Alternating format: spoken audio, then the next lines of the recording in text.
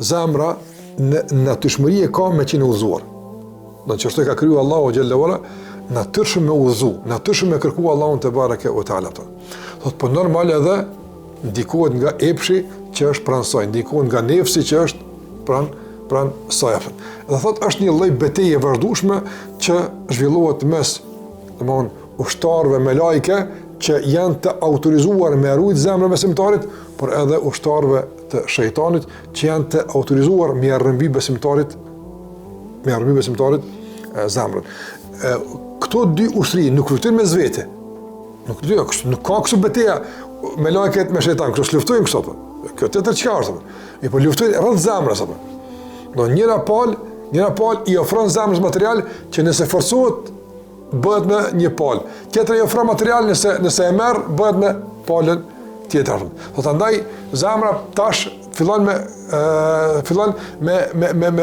me kalon një gjendje ku njëra gjendje është origjinale, tjetra është momentale. Shumë interesant. Don, për shembull, Allahu kur thot autori përmend min sharri al-waswasil khannas.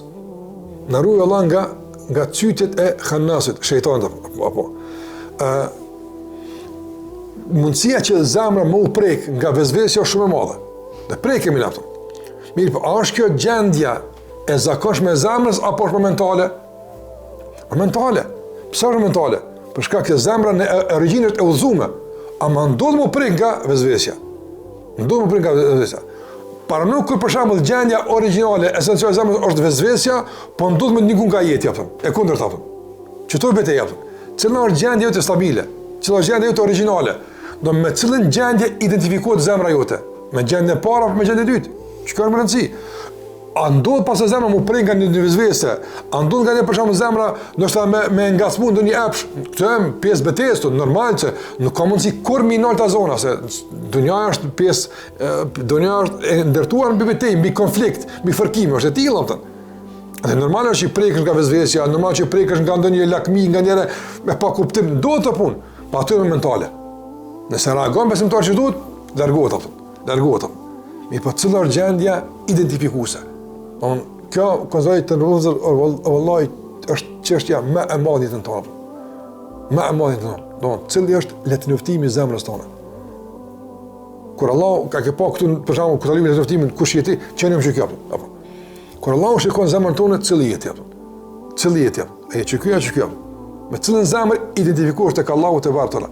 Me cilën zemër njihesh tek Allahu xhalla xhalu. Me cilën zemër njihesh tek me lajket e Allahut azza wa jall, që e shohin zemrën edhe i ofrojnë ndihmë dhe i ofrojnë përkrahje.